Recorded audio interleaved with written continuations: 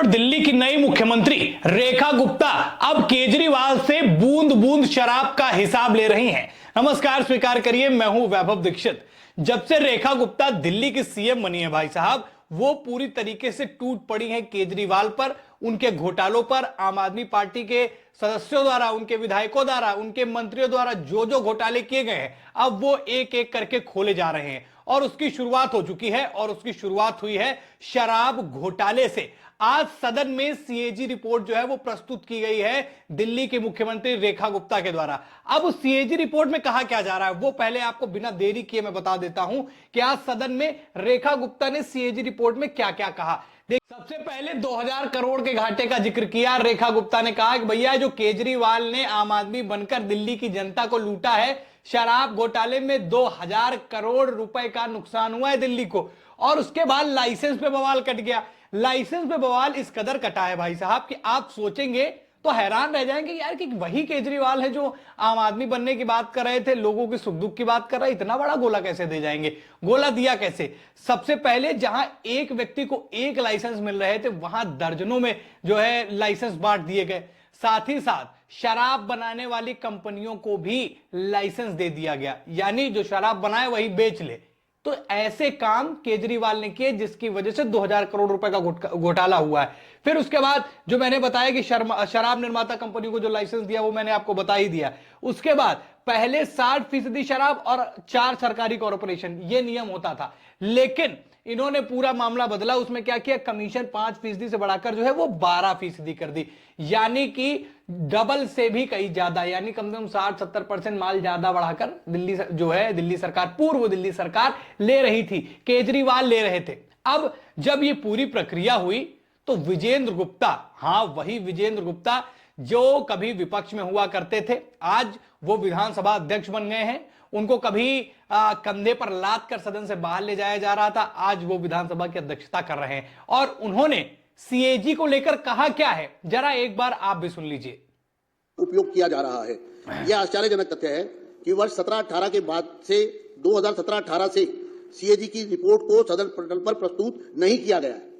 इस संबंध में विपक्ष के तत्कालीन नेता, अर्थात उस समय मैं विपक्ष का नेता था, के नेतृत्व में तत्कालीन विपक्षी विधायकों ने, जो इस सदन के सदस्य भी हैं, उसमें से 5 सदस्य हैं, ने सीएजी रिपोर्ट को सदन में प्रस्तुत करने के लिए माननीय राष्ट्रपति, तत्कालीन विधानसभा अध्यक्ष, तत्कालीन मुख्यमंत्री, वित्त मंत्री और मुख्य सचिव से अनुरोध किया था।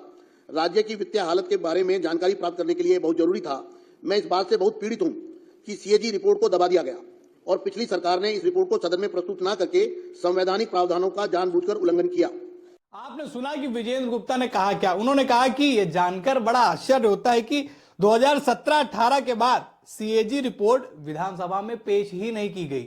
यानी केजरीवाल जो है पिछले बढ़िया 6-7 सालों से मस्ती काट रहे थे। सीएजी रिपोर्ट की बात चल रही थी पर वो सदन में पहुंच ही नहीं रही थी। फिर उन्होंने कहा कि इसके बारे में उन्होंने, विपक्ष के नेता थे जब वो, तो उन्होंने ये बात बोली कि उन्होंने 5 अन्य विपक्षी नेताओं ने जो मिलकर है वो राष्ट्रपति, विधानसभा अध्यक्ष, मुख्यमंत्री और मुख्य सचिव को रिपोर्ट पेश करने का अनुरोध किया, रिक्वेस्ट किया।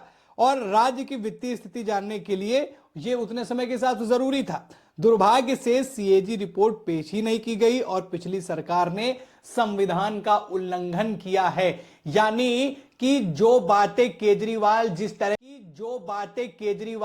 तरह का आरोप अपनी दूसरी अन्य पार्टियों पर मरते थे, खासतौर पर बीजेपी पर मरते थे, आज वही केजरीवाल निशाने पर हैं रेखा गुप्ता के। और रेखा गुप्ता भाई साहब पानी पी पी कर, घूंट ले लेकर केजरीवाल को ऐसा लपेट रही हैं कि अब यह माना जा रहा है कि आम आदमी पार्टी की वापसी क्या दिल्ली में दोबारा हो पाएगी, और क्या जो पंजाब में सरकार बनाए बैठे हैं, जब वहां चुनाव होगा तो क्या वहां आम आदमी पार्टी अपनी सत्ता बरकरार रख पाएगी?